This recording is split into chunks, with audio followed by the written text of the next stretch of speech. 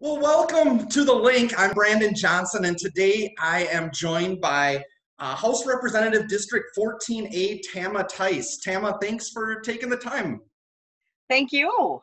This is really, I gotta say, kind of fun.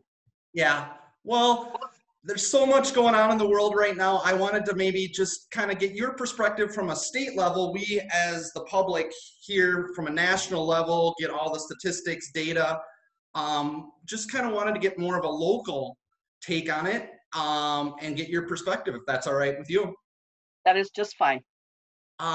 First off, give me just a little bit of a background. When, as a state representative, when was this introduced to you? When did this kind of get on your radar, and how did that process evolve to where we are today, just from your vantage point? Actually, it probably hit the legislature at our busiest time. We Yeah, were just starting to hear bills. Lobbyists are around, folks are around, testifying, visiting with folks. So it was probably our busiest time, the most amount of people ever. When we started hearing about it, we were told, quit shaking hands, quit doing this, especially the shaking hands and washing hands. yeah. And then I'm thinking it was, what was it, the 21st, 20th, was our last day at the legislature. They January? decided that no, March. We didn't start until February. Okay. So we didn't even hit the first deadlines for bills yet, which is our Sure. busiest time Sure. to hit the deadlines. So we were Because you're preparing budgets and all of that, right? That's what you're. this year is the bonding year. The Okay. other year is always the budget year, and that is our longest. We're there from January to May. And this year is our bonding year, so it's a shorter year. It's about 6 weeks shorter. And so we had gone back in February, I'm sorry, and our deadlines were put out there, and we were just starting to hit later days. Like we were meeting back in the evening again to make sure that we got all our bills done. And then it kind of came to a pretty, I would say, not a screeching halt, but pretty darn close, because we were hearing about it, be careful, don't do this, don't do that. And then we were hearing that they were going to let us go home and work at home, Yep. whatever that meant, and that took some planning out. But we also found out right when we left that somebody in the house had COVID-19. Tested positive. Well, they said a presumptive case. Gotcha. There was not a test done, but there were about 5 of us that came had contact with them, and I found out after I got home that I was one of them. So my quarantining is done, but I had to quarantine for the 2 weeks. Sure. And I'm feeling fine. And there were 2 others that I knew of, and they never released the names, but there were 2 others, and they're doing fine as well. Sure. So we were lucky, but we did our self-quarantining. But when the whole group got back, when was that? March 26th, I think. They met again. The 3 of us were not allowed to go. So I watched from home. I participated from home. Okay. Any meetings that the caucuses had, and that would be the Republican caucus and the Democrat caucus, that was all by telephone. So then I got to participate with that. So I really wasn't left out much, except I was watching everything on my laptop from home. Yep. And I know that there's been a couple folks, researchers, staff, that have had flu, COVID. So it was a good thing that we did separate for quite a while. But it was a very interesting process for everybody to meet, because not everybody could sit at their desks Right. close together. So only a handful were allowed on the floor. Then another handful were sitting out on the second floor, spaced 6 feet apart.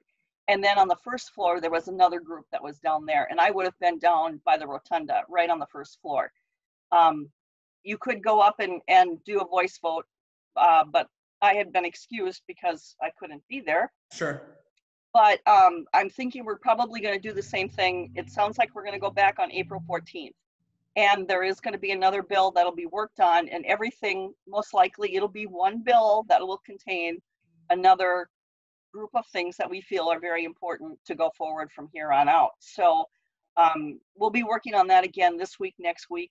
I expect that next week especially. I think I heard they were going to try and have us have the bills agreed to by all four leaders, by leadership, by the 8th or 9th. So Okay. that would mean that when we came back, then we would have that all ready to go and would spend as least amount of time on the floor as possible. So that's what I kind of expect right now. But make no mistakes, when we're doing these, we're doing a lot of Zoom meetings or Yep. telephone calls. You know, they're still 2.5 hours long. So we're still getting a lot done. It seems like we're doing actually maybe even a little bit better because we have more groups at the table than we ordinarily would have. Sure. I worked on the housing support part of the homelessness and the funding for homeless. And we had our senators and House together. So that's not usual when we're knocking these bills out. So we had more folks, I would say, around the table, and then folks from the governor's office as well when we were doing these bills. So when they're done, they're pretty much done. Leadership sign off on them, but from our part, I mean, we've been working with all groups right away. So from an agenda standpoint, bonding, it's still kind of business as usual, obviously in a different manner, but you're still accomplishing or getting, for the most part, it sounds like everything done as you would have in a traditional manner. It's been a little tricky to figure out, you know, the transparency part and, you know, open meeting laws and this. And so there was some legislation that went through the first time that would allow us to do things by telemeeting or telecommunicating so that we can do this. And I'm sure it's going to be used only, and I think we'll see this quite a bit, some different circumstances during an emergency, state emergency. Yeah. And those rules will probably follow through in case there's anything else. Yeah, everyone's world's been flipped upside down, right? So even lawmakers' perspective, and I didn't even think about some of the transparency stuff and what was on the books as far as rules you have to follow, and because of situations might change that. Yeah, exactly. And one of the things we did find out is that we are an essential, will always be essential group because we run the government and, you know, the legislature constitutionally. We have to be on the job, so we don't get let go. We have to continue working. Yep. Because, and correct me if I'm wrong, there's a lot of time where you would stay down in St. Paul, or traditionally not anymore, or I suppose everything's via Zoom and telecommuting now in the immediacy. I'm home. Yeah, I'm home. In fact, they really aren't encouraging anybody to go down to the state office building, or as we call it, the SOB. Everybody calls it the SOB, state office building. They're actually telling us not to show up. So it's been a little bit dicey. Yep. So when the governor issued the shelter in place, has it been over a week now? I mean, were you guys involved with that, or is that him and DHS, or who starts or who makes those decisions as far as the state government? That comes recommendations from the federal government and also seeing what's going on nationwide, but that comes from the governor's office. Okay. So we knew it was coming. We always have some kind of a contact, and we are getting notifications of this is what the governor's thinking, and they keep us posted on, you know, all the executive orders and all that. So we knew it was coming. We weren't surprised, but definitely, I believe we all think it's a good thing, you know, and I had to laugh. One of the members sent out an email, somebody who's been very serious about this from the start, telling us, you know, don't diss this. This is something you need to pay attention to. And so he said too, you know, if we get through this, and if at the end of July we say, well, that was a bunch of nothing, then we've done a great job. Yep. You know, and that's how we have to look at it. You know, if we do such a great job that we're all going, really, we had to do that? Yeah, that's exactly why we had to do that. I think most people would accept looking in hindsight saying we overreacted and did too much than didn't do enough, right? To what you're. I would absolutely, I would rather people tell me that it was way too much and say, but is your family all healthy? Did your family make it through okay? And then we can say, there you go. Yeah. And that's got to be a tricky balancing act from a government official. You want to be truthful and accurate with statistics and data, and you want to communicate the seriousness of it, but yet everyone's going to take it a different way, right? So you don't want to create fear and panic, but you still need to express the urgency. How do you, that's a tough line to follow on from a government official, right? You know, it is. And the part that's really the hardest is I understand why they close bar and restaurants. That was a tough one though. Man, that's a tough one. You know, to have people not go out to eat, you know, not be able to do that, but how do you do that? And they're preparing food. And, you know, Greg and I have been really cognizant that about every other day, you know, we'll go someplace and order out and do something because we want our businesses to know that we want you to be there when we're done with this. We need you, you know, and we want to help you as much as we can. And so I hope a lot of folks are doing that. You know, don't go every day. You know, yesterday was the first day that I went out and about and went grocery shopping, and I went to Costco, and you know, I was really really taking time to talk to folks 6 feet apart, but asking them, how are you doing? How is it going? What are your questions? And I was talking to one of the employees at Costco, and you know, I am really so always amazed by what companies are doing. Now at Costco, I was told from this employee that anybody that was 65 and over, or anybody pregnant, or was probably more vulnerable, was told, go home, we'll pay you, go home, but we don't want you to get sick. And that's the way it's been going. So companies are stepping up. They're doing what they feel is best. I know they've been limiting people in the store, and I get it. Yeah, I get it. And I'm glad that my children are, you know, in their 30s, because I don't have the kids running around getting bored, you know. I don't have to deal with that, and I acknowledge that, but I feel bad for my son and his 3 kids and his wife, you know. It's so much at one time that it's really hard for people to digest it. Sometimes I think shopping is a little bit of a normalcy that we can keep, but yet we got to realize that, you know, the people there, we got to keep them healthy too.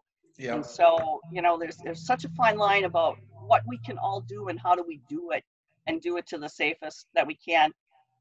You know, even, you know, wearing the masks and stuff. You know, if I just have to tie a bandana around, I'll pretend I'm going out motorcycle riding, right? Right. No, you kind of have to have a sense of humor about it. And I love some of the jokes that are coming out. I mean, we have to laugh, because I'm glad we can laugh, that we're doing well enough that we can laugh a little bit. But, you know, there's still some bad things happening, and we can't throw that out the window either. Yeah, and you'd mentioned small businesses, the restaurants and the bars, and some of those, they're the ones that are suffering the most, right? Yes. And I think the approach has been, we need to focus on human life, which is the right decision, and deal with the ramifications afterwards. I know, obviously, at the federal level, there's the stimulus that's been in place. Is the state looking at anything economically to specific arenas in the state to help out with local small business in addition, or is it all from a federal level? I know that DEED, the Department of Economic and Development, I didn't say that right, but DEED, D-E-E-D, has a lot of things going out there for small businesses. And if anybody is looking for any help for SBA loans or whatever it is, I would say go to the DEED website. That is the state of Minnesota. And there's a lot of different programs, a lot of loan possibilities. And thankfully, I believe, from what I'm hearing, some of these application processes are not what you normally would see. So it's a little bit easier to navigate, probably a little bit easier to figure out. But, you know, check out DEED for small businesses, I think, is the place to go. And I know the St. Cloud Greater Development, you know, the development group is constantly sending out emails, this is what's available, check it out, do what you can, I think there'll be monies available, because part of the balancing act we do is that, yes, there's some federal money coming, and even though they met on the 26th of March with our bill, the governor waited a couple days until President Trump had signed that bill to make sure that we were hitting the right spots at the right time, that the money will flow through, and that we aren't duplicating services, and that we were different. And so I think we did a good job on that too. We waited and made sure that we filled in the gaps that the federal isn't, and then we're taking care of Minnesota businesses. So we'll see. That's got to be one of the hardest things, is to think of all the unintended consequences, because I don't know that something like this has never obviously been done to this level before, but all the different scenarios that are affecting that you can't possibly wrap your head around wrap that around your head when you're just trying to we're focused on the pandemic itself. So that's good to know that there's state resources or help available too. Right. And I know when it comes to essential services that some folks are pushing back on it, saying, but we are essential as well. And there are landscapers, our lawn folks. Some would say maybe they're not, but I kind of think they are. I think as much as we can keep things feeling normal, the better off we are. And so that group especially has been pushing back to say that we're essential, and maybe we'll see some movement on that too. And that'll come from, I think, from the governor's office. I'm not really sure, but I really appreciate that people are engaged. And maybe that's one of the good things that's going to happen, is people are going to see you need to be engaged. You need to stand up for your business, because I don't know all the businesses like I know what I do, so it's nice to hear from other folks. And then, I'm getting some other concerns back and forth. So I really appreciate that people are reaching out and not just, just getting frustrated and angry, and, that at least they're reaching out and saying, hey, what's going on with this? How come this? And a lot of times for us, we have a wonderful staff. They're all working from home. They're doing a great job. Because I think about a week and a half or so ago, I reached out to a real estate broker out in Oakland, California, and they had their lockdown or shelter in place already in effect. And what her opinion was she said, on a scale of 1 to 10, from a fear factor, people's fear of the coronavirus was probably about a 5 or 6, but their loss of job, revenue, income was probably about an 8 or a 9. And she said that's what's really starting to set in as people, and that's the balancing act. If we start losing, people get furloughed or laid off temporarily, it can be manageable. It's that when we get past this pandemic, that it doesn't snowball into mass job casualties, right? That's kind of what's the goal. Right.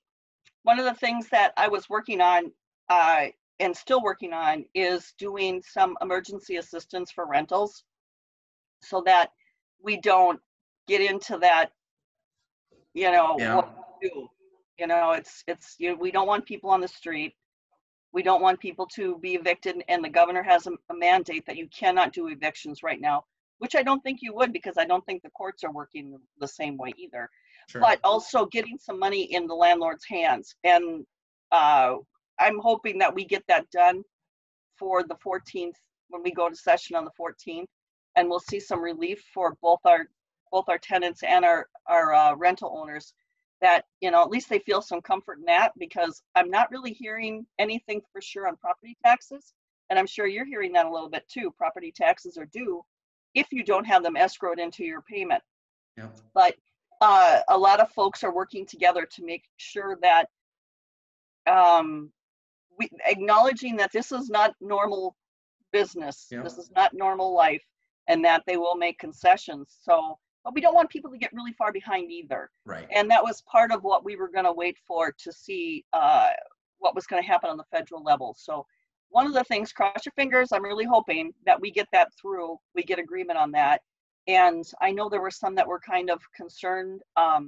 They wanted to make sure that we got the policy right along with the money, that we weren't just the money. We want safeguards on it, that it only goes to those folks that cannot pay their rent. It's not a rent holiday. We don't want everybody to do it. Then we're really not going to have enough money to take care of it. But if you can still pay your rent, please do so. So we're just making sure things are tight with that. And I'm hoping that we'll see some other things as well. Yeah. But, you know, really we want to try and keep things as normal as we can. And that's kind of hard when you've got something you've never had any experience with before. Absolutely. So what are you hearing or seeing? What's in the next horizon for the next 2 to 3 weeks? Is it possible the shelter in place gets extended? What are you seeing from, we all have been living by these curves and what's projected, and they change daily and who you talk to. What are you seeing for the next, I think it's kind of agreed upon from a healthcare standpoint, the next 2 to 3 weeks might get a little worse, or the news before it gets better. What are you hearing on the next 2 to 3 weeks? I would say that, you know, we don't really get a lot more information any quicker than anybody else. But I would say that knowing what's happened, what's been going on, and how they're predicting, I'm thinking we're going to go longer than that. Yeah. Especially when I think I heard President Trump talking about the end of April. Yeah. So I'm thinking we're probably going to follow the same thing. I realize that, you know, they said maybe we'll go back to session on the 14th. If we do, it might be just another one-day thing, and then we're back home again. So we'll find out. You know, I think it kind of is day to day to see how we're hitting that curve. If we're starting to go up more than not, you know, I think it all depends on how the cases are coming. Yeah, and it's the governor's call, right? He's the one that makes that decision. Pretty much so. Yeah. Yep. Yeah. I mean, he's got a lot of folks advising him. He's talking with the leaders and folks like that. So there's a lot of people that are helping with that decision, but ultimately I believe it is on his. Yeah. Is there a lot of communications, and maybe getting out of your realm at all, but does he communicate with other governors, other states to say, hey, what are you seeing? What are you doing? Is there a lot of, or is it just from the federal level? I don't know if there's a lot of, but I know that there has been some communication. He has talked about that. And, you know, I think we're looking at, when some of the data comes in, I think we're looking at how our states are doing. You know, Wisconsin next to us is a little bit further into it than we are. They have more cases, more deaths. And I think they're kind of a good example for us to look at because they're very much like Minnesota. Yep. So I think that's one of them I would say he's probably talking to. And to be truthful, I haven't heard much about North and South Dakota or Iowa. Yeah, it's interesting, you know, because I have a weather app on my phone, and I just was looking, I scroll through the hourly forecast, the daily forecast, the weekly forecast, and one of the new options is the COVID-19 numbers by state and county. And so it's like right there in front of you. And what's interesting is you look at the curves, and all the states are relatively uniform. Even the first ones like Washington and California, it hasn't spiked, with the exception of New York and New Jersey. Right. Is there anything we're doing or they're doing differently, or is it strictly a population density thing where they're behind the 8 ball, or what's your take on that? You know, I really do think it's the population density. Yeah. I mean, I just can't imagine. I mean, we've, at least when we're home, you know, I've got, you know, quite a few neighborhoods I can walk through where I don't feel like I'm boxed in. I mean, I think there's just so many people right in New York that how can you avoid it? I mean, I'd be afraid to touch a button, you know, for the elevator, or, you know, heaven forbid you touch a handrail. I think it's just a lot different. You've got the subway, and how many people go through that, and you're sitting on the cars, and it's like, oh my gosh, I just think of all the possibilities of touching and doing all that. So I think it's population density. Yeah. So how does this end abruptly and everything's back to normal, or is there a new normal as far as doing things remotely? Or is this going to be, I think the telecommuting is, I mean, look at what the school districts are implementing now, right? Where it's just amazing how fast we adjust. Is our way of life going to be to some degree permanently altered because of this, or does the coronavirus go away and we just carry on like we did 2 months ago? What's your? I think it's going to be a little bit of both. Yeah. The school districts were already starting to put some of these things in place because we had passed in Minnesota that if it had to do with the snow emergencies and kids missing school, that they could do, some kind of teaching over telecommunications. And so they had already started to get that in place. What I think is interesting is I've been doing a community network call once a week and talking to the folks. Well, we were talking to Janelle Kendall, the county attorney, and then Melissa Huberty, who is the human services person at the county. And they both are saying in some instances, doing it this way, telecommunicating, teleconferencing, has really worked for them in some areas. And so they're like, and I think Eddie Miles, who works with our jails, for lack of a better word, with our jails, are saying too, some of their visits are actually going very well. And it might be something they look into continuing when they're finished. So I think in some areas we might see that. And I think that's a good thing. Absolutely. But I think we're probably going to go really back to normal. And where does that start? I have no clue. Yeah. I think everybody's going to be a lot more cautious. I think everybody's going to just kind of cautiously go back to who we were before. And for this hugger, it's like, I just think I can finally hug somebody. Yeah. I miss seeing my kids, that's really hard. And my grandchildren, it's like, oh man, I can't wait to be able to do that. And when does that start? I don't know. It's a hard thing. I don't know when we're going to say it's done, but I think when we start seeing that curve go back down again, and watching what some of the other folks are doing. I know China's talking about they're back to business again. Yeah. So, if they're back to business again, and I think their density is a lot different than ours, then I think we'll follow those indicators and kind of do the same thing. Yeah. Well, I think, like everything else, this too will pass. It's just in the day and age, we all want immediacy and answers and to be able to plan and know. And unfortunately, that dynamic doesn't exist to be able to plan your calendar out much at this point. But it's really tough to be able to say, I don't know. Yeah. I don't know. Yeah. You got to go with your gut and what do you feel is right. Well, and that's what, we've talked about here is there's no right or wrong answers. There's only, at a time like this, only what's right for you and your family. And that's going to be mean different things to different people. So, yeah. I tried to get a dog and Greg is still, no. I said, that'd be good for us. No. Well, Tama, I appreciate you taking the time. I know, like you said, you've got a million things going on and bigger problems to solve than just speaking with someone like me, but I do appreciate it. How can people get in touch with you if someone has questions on how to reach you?